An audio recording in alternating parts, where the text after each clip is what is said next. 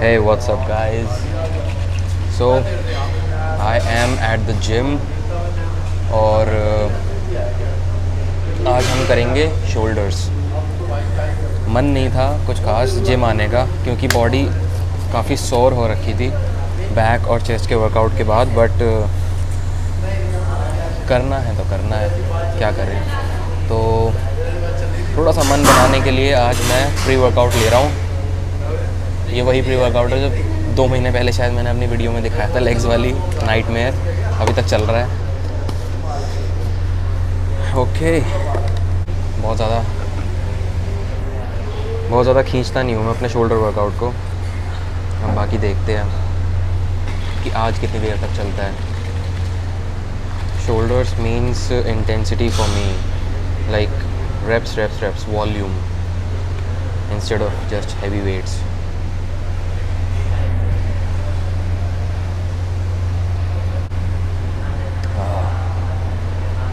It's good, man, it's good. Let's get started.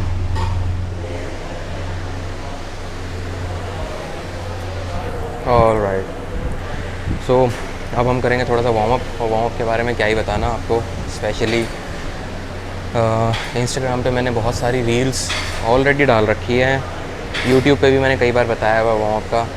Shoulders के warm up में main focus रहेगा rotator coughs पे। आपके बाकी पूरी बॉडी का हल्का हल्का वार्म अप करना है, बट रोटेटर कफ का थोड़ा ज़्यादा करना है। जस्ट मेक श्योर कि रोटेटर कफ अच्छे से वार्म्ड अप हो, अदरवाइज़ एक्सट्रीमली हैवी वेट पे इंजरी हो सकती है। पता नहीं कौन चिल्ला रहा है, ये अजीब जिम है यार। एनीवेज, मैं अपना वार्म अप स्टार्ट करता हूँ। I always start my warm up with arm rotations. Okay, उसके बाद चलेंगे फर्स्ट एक्सरसाइज पे, वही दिखाऊंगा। Hey what's up guys. So क्योंकि गाने बज रहे थे जिम के अंदर और बहुत अजीबोगरीब गाने बज रहे थे, तो मैंने सोचा कि मैं यहाँ से म्यूज़िक हटा के और वॉइस ओवर डाल दूँगा ताकि मैं आप लोगों को अच्छे समझा सकूं और कॉपीराइट इशू भी नहीं आएगा फिर वीडियो पे। सो मेरी हालत देख सकते हैं आप, सिर्फ मैंने नॉर्मल वार्म अप किया, उसके बाद मेरी ये हालत है और काफ़ी गर्मी है इस वजह से। तो जो first exercise after warm up जो मैं कर रहा हूँ ताकि मैं हैवियर मूवमेंट्स पे जा सकूँ, वो है लेटरल रेज, और ये हैं फुल रेंज लेटरल रेजेस।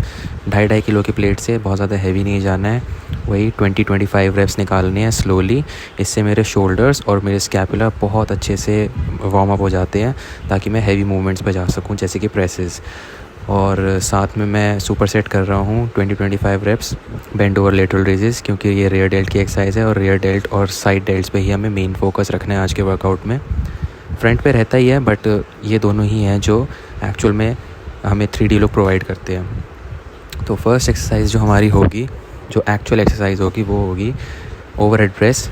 तो आप इसको नॉर्मल बार से भी लगा सकते हैं, स्मिथ मशीन है तो मैं कहूँगा स्मिथ मशीन पे ही लगाइए। तो मैं स्मिथ मशीन पे लगा रहा हूँ और ये पहला सेट बिल्कुल एम्प्टी बार है, कुछ नहीं है इसमें वेट। तो ये सिर्फ मेरी बॉडी की पोजीशनिंग के लिए है, बॉडी को अच्छे से पोजीशन में लाने के लिए और शोल्डर्स को अच्छे से एक्टिवेट करने के लिए। 6 to 8 रेप्स निकालेंगे आप इसमें, और उसके बाद आपका फर्स्ट वार्म अप सेट होगा। ये वार्म अप के लिए भी एक वार्म अप सेट आप कह सकते हैं इसको, ठीक है। तो ये सिर्फ मसल को फील करने के लिए और कुछ नहीं। और अब जो है ये है मेरा सेकंड सेट। तो इसमें इस सेट में मैंने अपना जो है बार पे वेट लगाया है 15 kgs ईच साइड। इससे पहले मैंने 10 kgs पे भी एक सेट निकाला था 6 to 8 रेप्स। फिर मैंने इसमें निकालूंगा 6 to 8 रेप्स अप्रॉक्सीमेटली। ज़्यादा भी आ जाते हैं, कई बार 10 भी आ जाते हैं, just depending on how I am feeling. मैं तब तक हैवी लोड पर नहीं जाता हूँ जब तक मेरे शोल्डर्स या कोई भी जो भी मसल पार्ट में ट्रेन कर रहा हूँ, जब तक वो 110% एक्टिवेटेड ना हो, फुली वार्म्ड अप ना हो, तब तक मैं आगे नहीं बढ़ता। और इस तरीके से मैं बीच बीच में स्ट्रेच या हल्का हल्का मूवमेंट करता रहता हूँ, चाहे जो भी पार्ट ट्रेन कर रहा हूँ उस पार्ट के लिए थोड़ा बहुत मूवमेंट करता रहता हूँ। तो ये है मेरा एक्चुअल में सेकंड वर्किंग सेट, क्योंकि फर्स्ट वर्किंग सेट मैंने लगाया था 20 kgs ईच साइड पे, और ये है 25 kgs ईच साइड। वेट इसलिए बता रहा हूँ ताकि आपको पता लगता रहे कि मैं इंक्रीमेंटल वे में वेट इंक्रीज़ करता हूँ अपने बार पे, ना कि बेवकूफ़ों की तरह एकदम से बहुत सारा वेट लोड कर देता हूँ और फिर बस 2 या 3 रेप निकाले और बाकी के 7 रेप सब सपोर्ट से। बहुत लोग ऐसा करते हैं, मैं इस तरीके से नहीं करता, उल्टा करता हूँ। लास्ट के 2-3 रेप्स जो होते हैं वो मेरे लिए सपोर्ट वाले होते हैं, वो भी जब मैं अपनी रेप रेंज पूरी कर लूँ उसके बाद एक्स्ट्रा पुश के लिए। तो जैसे कि आप देख सकते हैं मेरी शक्ल से पता चल रहा है कि मैं कितना हार्ड पुश कर रहा हूँ अपने लास्ट के कुछ रेप्स को। और कई बार इस तरीके से मुझे फेलियर भी आ जाता है। वो पीछे से आया हेल्प करने के लिए, लेकिन मुझे ये रैप खुद से ही निकालना था क्योंकि ये मेरा फेलियर रैप था, इसलिए मैंने मना कर दिया। आप सपोर्ट भी ले सकते हैं, वो आपकी मर्ज़ी है, बट इट्स कह सकते हैं कि थोड़ा सा ईगो है मेरे अंदर इस चीज़ को लेके कि अनटिल एंड अनलेस मेरे को एब्सोल्यूट नीड पड़े किसी की सपोर्ट की, तब तक मैं हेल्प नहीं लेता हूँ। तो अब ये है मेरा 5th वर्किंग सेट। मैंने उसी वेट से एक और निकाला था और फिर एक और निकाला सेट, और फिर ये मेरा 5th वर्किंग सेट है जो कि मेरा लास्ट सेट है। तो इसमें है आई गेस 15, 25, 20, हाँ ये 25 kgs ईच साइड ही है, लेकिन इसमें मैं ड्रॉप सेट करूँगा। तो क्योंकि मैं अब घर पे आने के बाद वॉइस ओवर डाल रहा हूँ तो इसलिए मुझे देखना पड़ रहा है। सो इसमें मैं मैक्सिमम रेप्स निकालूंगा, इस वेट पे मैक्सिमम रेप्स निकालूंगा। कई लोग क्या करते हैं कि ड्रॉप सेट है तो वो 2-3 रेप्स की जान छोड़ देते हैं, ऐसा नहीं है। देखा, मेरे को फिर से फेलियर आया तो अब मैं वेट ड्रॉप करने जा रहा हूँ और 5-5 किलो मैंने एक साइड से हटा दिया। तो अब ये है 20 kgs ईच साइड।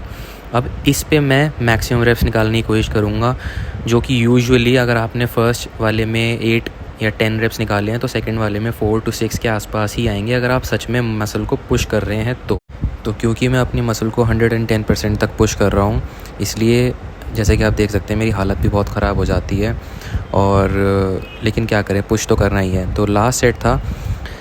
एक टिप मैं देना चाहूँगा, ओवरहेड प्रेस करते हुए जब भी आप लोग इस एक्सरसाइज को परफॉर्म करें या फिर बेंच प्रेस भी इवन करें, अपने पैरों को मूव नहीं करना है, अपने पैरों को ज़मीन में जमा के रखना है, क्योंकि फ़ोर्स नीचे से ही जनरेट होगी आपके पैरों से। हर कोई मेरे को देखता है लास्ट सेट में स्ट्रगल करते हुए और हेल्प करने के लिए भागा चला आता है, बट ठीक है, वो लोग नहीं जानते कि मैं क्या टेक्निक आजमा रहा हूँ। सो एनीवेज़, मैं बता रहा था कि अपने पैरों को ज़मीन पे एकदम जमा के रखना होता है, क्योंकि पैरों से ही फ़ोर्स जनरेट होती है। और जब सांस भरते हैं तो जैसे डेडलिफ्ट और स्क्वाट के लिए आप कोर में सांस भरते हैं, प्रेसिंग मूवमेंट्स जो पुश मूवमेंट होते हैं उनके लिए चेस्ट में सांस भरते हैं, अपनी चेस्ट कैपेसिटी को खूब बढ़ा लेते हैं। तो ये है मेरा फाइनल ड्रॉप सेट। इसमें बस 15 kg ईच साइड रह गया और इसमें अब मैं फेलियर रेप्स के लिए जितना भी मतलब मेरे से पुश हो सकता है मैं उतना पुश करके निकालूंगा, जो कि वही 5, 8 ऐसे ही रेप्स आते हैं। और इसमें मैं कोशिश कर रहा था कि वो लास्ट रेप निकल आए, बट मेरे से हुआ नहीं। अब मेरे शोल्डर्स एब्सोल्युटली डिस्ट्रॉयड हो चुके हैं और सांस भी फूल रही है, मैं भी थक चुका हूँ, डेड। सो नेक्स्ट मूवमेंट है हमारा लेटरल रेज। ये मैं आगे भी आने वाली क्लिप में समझाऊंगा, बिकॉज़ अपेरेंटली गाने बंद हो गए थे, शुक्र है, और फिर मैंने माइक पे अच्छे समझाया है। बट इन शॉर्ट अगर मैं बताना चाहूँ तो ये मूवमेंट है कि chest supported lateral raises. Chest supported का फ़ायदा क्या है? बस इतना कि मोमेंटम नहीं आएगा। बैठ के चेस्ट सपोर्टेड बस मोमेंटम ख़त्म करने के लिए, क्योंकि बहुत लोग 20-20 किलो डंबल्स ले लेते हैं और उससे लेटरल रेज लगाते हैं और इंस्टाग्राम पे डाल देते हैं दिखाने के लिए कि देखिए 40 kgs dumbbell raises, lateral raises, जिसका कोई फ़ायदा नहीं है। मतलब सीधी सी बात है, एक बहुत पुराने कोच ने मुझसे कहा था कि वेट तो गधा भी उठाता है और वेट घोड़ा भी उठाता है, लेकिन मसल्स घोड़े की होती है। तो गधे जो होते हैं वो वेट लाद लेते हैं बस अपने ऊपर, लेकिन घोड़े जो होते हैं वो स्मार्ट होते हैं। हाँ, जेनेटिक मेकअप भी है, बट उनकी बात का एक पॉइंट भी है, सिर्फ वेट उठाने से हमें मतलब नहीं है, मसल के ऊपर कितना असर आ रहा है उससे मतलब है। तो क्योंकि लेटरल रेज में लगा रहा हूँ तो इसमें भी मैं ड्रॉप सेट करना पसंद करता हूँ। शोल्डर्स को एनाइलेट करना है, मतलब शोषण करना है आपको शोल्डर्स का अपने, बेसिकली मेरा मतलब ये है। और वॉल्यूम ही वॉल्यूम चाहिए। लास्ट में मैं इस तरीके से स्टैटिक होल्ड करने की कोशिश करता हूँ 3-4 रेप्स में, या फिर कई बार पार्टनर को अगर कोई है तो उसको बोल देता हूँ कि मेरे हाथों को नीचे पुश करे ताकि और मसल फ्लो आए।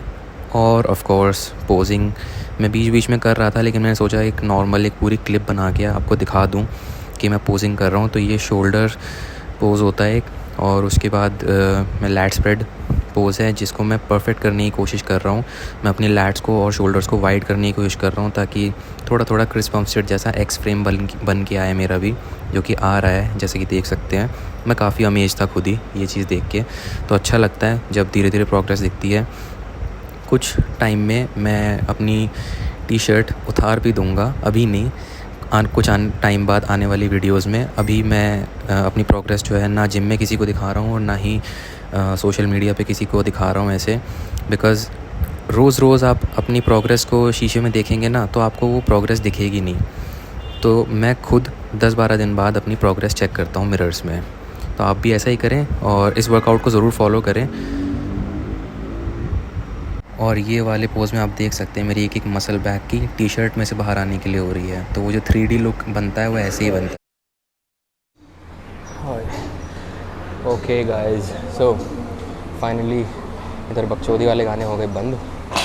और sorry for the language, but क्या करें, थे ऐसे ही गाने, पंजाबी गाने, शादियों वाले गाने, रोमांटिक सॉन्ग्स बज रहे हैं यार जिम में। लोगों को शर्म ही नहीं रह गई ज़रा सी भी। हेडफोन ले आओ ना अगर तुम्हें इतने ही गाने सुनने हैं तो। और रही बात जो एक्सरसाइज कर रहा हूँ मैं, मेरा सेकंड मूवमेंट है अब, क्योंकि मैं सिर्फ 3 मूवमेंट करता हूँ तो 5-6 सेट्स लगाता हूँ एक एक्सरसाइज में, ताकि कम्प्लीटली अपनी मसल को फटीग कर सकूँ। ओवरहेड प्रेस में मैंने लगाए 5 सेट इन टोटल, जिसमें से लास्ट वाला सेट ड्रॉप सेट था। और इसके अब मेरा 6th सेट है लेटरल रेज का, ठीक है। तो इससे पहले जो देखा सेट उसमें म्यूज़िक नहीं था और मैं समझा चुका हूँ ऑलरेडी कि क्यों मैं इस बेंच पे चेस्ट लगा के कर रहा हूँ, ताकि मोमेंटम ना आए बिल्कुल भी। लास्ट के कुछ रेप्स में, और वो भी सिर्फ लास्ट के सेट्स में, लास्ट के 2 सेट्स में और लास्ट के कुछ रेप्स में मैं चीट कर रहा हूँ। तो चीट करने में भी क्या कर रहा हूँ, मैं बस चेस्ट अपनी हटा रहा हूँ बेंच पे से, सो दैट थोड़ा सा मोमेंटम यूज़ करके वेट को उठा सकूँ और एक्स्ट्रा रेप्स निकाल सकूँ। और मैंने हर सेट में ड्रॉप सेट लगाया है, हर सेट में ड्रॉप सेट। तो वॉल्यूम मेरे हिसाब से बेस्ट तरीका है अगर आप अपने शोल्डर्स को ग्रो करना चाहते हो तो। हर किसी का अलग अलग होता है, बट मेजॉरिटी बता रहा हूँ, मेजॉरिटी लोगों पे शोल्डर्स में वॉल्यूम ही काम करती है। और मैं ओल्ड स्कूल बॉडी बिल्डिंग को फॉलो करता हूँ, तो आर्नोल्ड भी मतलब बहुत बड़े फ़ैन थे ड्रॉप सेट्स के और जाइंट सेट्स के और सुपर सेट्स के। तो सुपर सेट मैंने किसी का नहीं लगाया, क्योंकि 3 ही एक्सरसाइज लगाता हूँ मैं शोल्डर में अभी फ़िलहाल ऑफ सीज़न के लिए, तो इसलिए सुपर सेट लगाने का कोई फ़ायदा नहीं था। बट 3 नहीं 4 हो जाएंगे अगर मैं ट्रैप्स को भी गिन लूँ तो, श्रग्स को। बट हाँ, वैसे शोल्डर्स के लिए 3 एक्सरसाइज। तो चलो एक लास्ट सेट लगाते हैं इसका। सी नो मोमेंटम, ना नीचे से झुला रहा हूँ ना बॉडी को झुला रहा हूँ।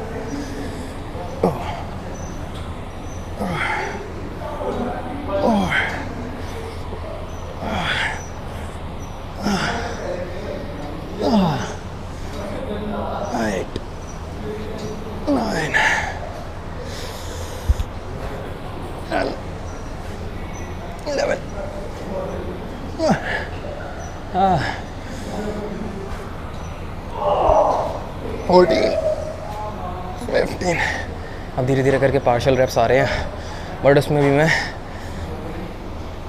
होल्ड करने की कोशिश कर रहा हूँ।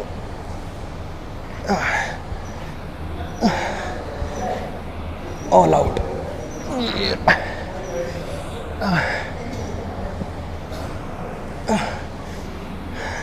अब थोड़े से चीट रेप्स, चेस्ट हटा ली, let's go.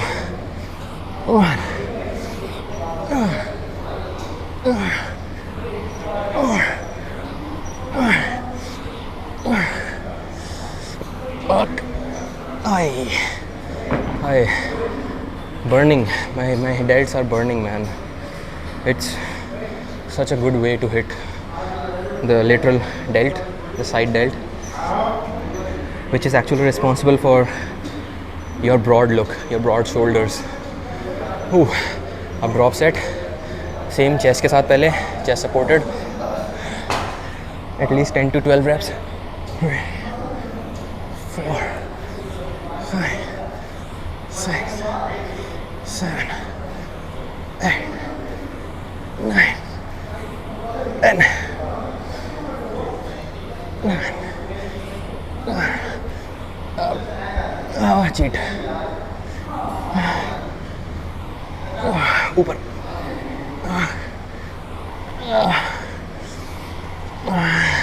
As you can see, I'm trying to hold the weight.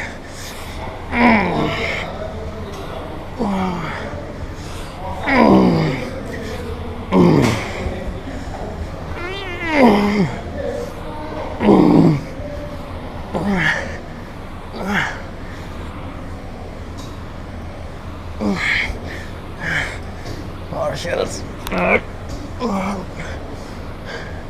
Fuck. Oh father, I'm done. My delts are toast. अब अगर मैं इसमें थोड़ी सी पोजिंग और जोड़ दूँ, जस्ट एक हैंड्स ऑन थाइज़ वाला शोल्डर पोज, मोस्ट मस्कुलर कहते हैं जिसको, तो बैठ के कर रहा हूँ क्योंकि थका हूँ अभी।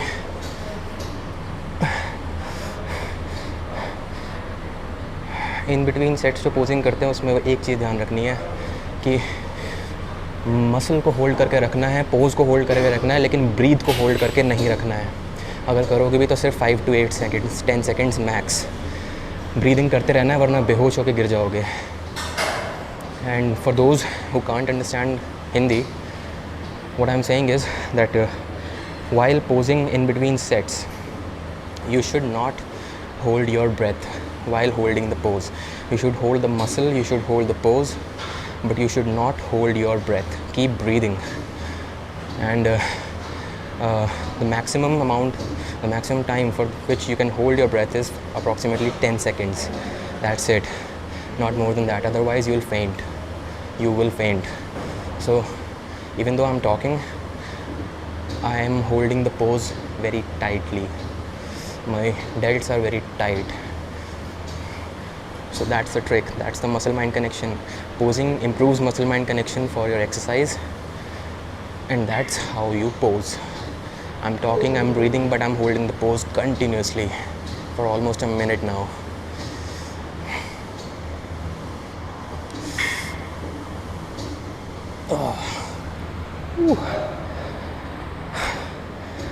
Only three exercises done right are more beneficial than 7 to 8 exercises in 2 hours workout.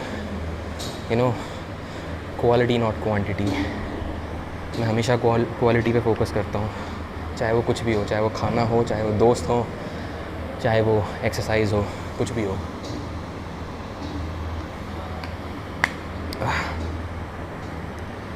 Life lesson. Alright guys, सो हमारी थर्ड एक्सरसाइज है, तो मैंने सोचा कि एक सुपर सेट कर लेते हैं रेयर डेल्ट्स के लिए, बिकॉज रेयर डेल्ट्स यूजुअली कम हिट होते हैं। मैं अब ज़्यादा करने लगा हूँ, इसलिए डेवलप भी हो रहे हैं, तो इसीलिए मैंने सोचा कि सुपर सेट करता हूँ। उससे आप लोगों को भी एक आइडिया लग जाएगा कि क्या इंटेंसिटी रहनी चाहिए वर्कआउट की, जो मैं समझाने की कोशिश कर रहा हूँ अपनी इस सीरीज़ से। तो क्योंकि मेरा ऑफ सीज़न है, तो मैं फोकस करता हूँ एक टाइम पे सिर्फ 3-4 एक्सरसाइज में, और जब कटिंग सीज़न आएगा तब मैं फोकस करूँगा 5-6 एक्सरसाइजेस पे।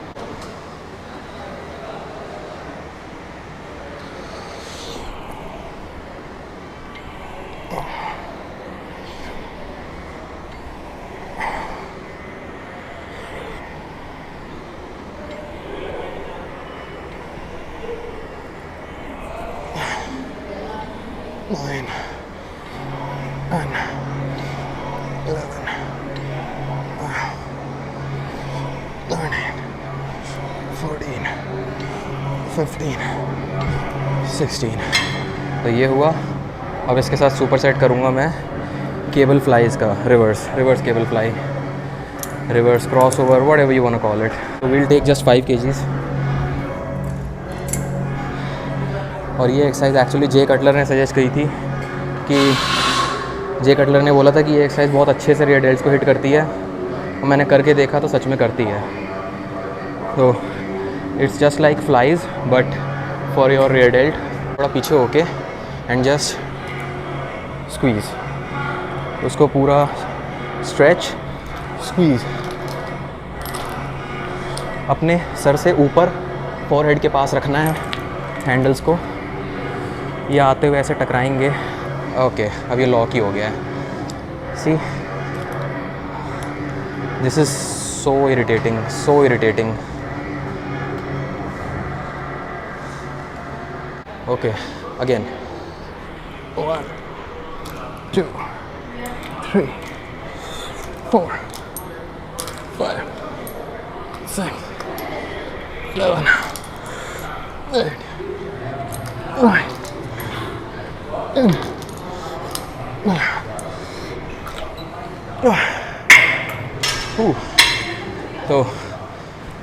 ये थी रिवर्स फ्लाइज। एग्जैक्ट नाम नहीं पता मेरे को इसका, but rear fly, rear cable fly कुछ ऐसे बोल सकते हैं। तो जे कटलर ने सजेस्ट की थी एक्सरसाइज फॉर रियर डेल्ट्स, और मैंने करके देखा। तो अगर सही पॉस्चर रहे जैसे मैंने रखा, कुछ इस तरह से पॉस्चर रहेगा, दिस एंड देन नीचे की तरफ, पहले ऊपर और फिर नीचे की तरफ। You see, this is the posture for rear cable fly for rear delts. बहुत अच्छे से हिट करेगी। Super set with face pulls. तो फेस पुल्स में क्या है कि हम थोड़ा हैवी लोड लेके मसल को एक प्रेसिंग मूवमेंट की तरह कॉन्ट्रैक्ट कर रहे हैं, और फ्लाई में हम एक फ्लाई मूवमेंट की तरह कॉन्ट्रैक्ट कर रहे हैं। तो उसमें स्ट्रेच ज़्यादा आएगा, दोनों एंगल से हिट होगी मसल, और उसी हिसाब से रिज़ल्ट भी अच्छा मिलेगा। सो सिंस ये सुपर सेट्स हैं, तो 3 sets for 12 to 15 reps each. So the last exercise is barbell shrugs, जो मैं स्मिथ मशीन पर लगा रहा हूँ। तो barbell shrugs over dumbbell shrugs. I get this question a lot, barbell shrugs or dumbbell shrugs. So the answer is whichever you like. It's the simple answer. Whichever you feel the most on your traps, that is the one for you. I feel both, but I prefer barbell shrugs because I can load the bar with heavy weight, and I can lift heavy on my traps exercise. So the heavier the weight, the more the growth. Until and unless you control the weight, don't bounce the weight. Dumbbells में limit होती है. Dumbbells have a limit in every gym, 40, 50, maximum 60 kgs I've seen. So in the bar I can load up to 140, 150 kgs. I mean, I can't lift 140, 150 kgs for 10, 12 reps, but I can load the bar. The proper form to do shrugs is hold the bar slightly wider than your shoulders. Okay, so it will be an A shape because the trap muscles are in this direction. The fibers are slightly slanted. So just hold the bar and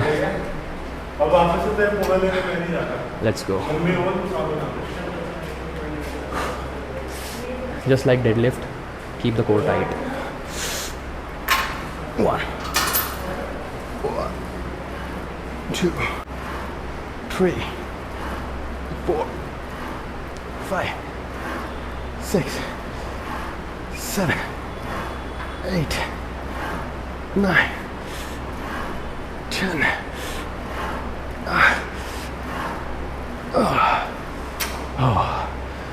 You see, no bouncing, no swinging.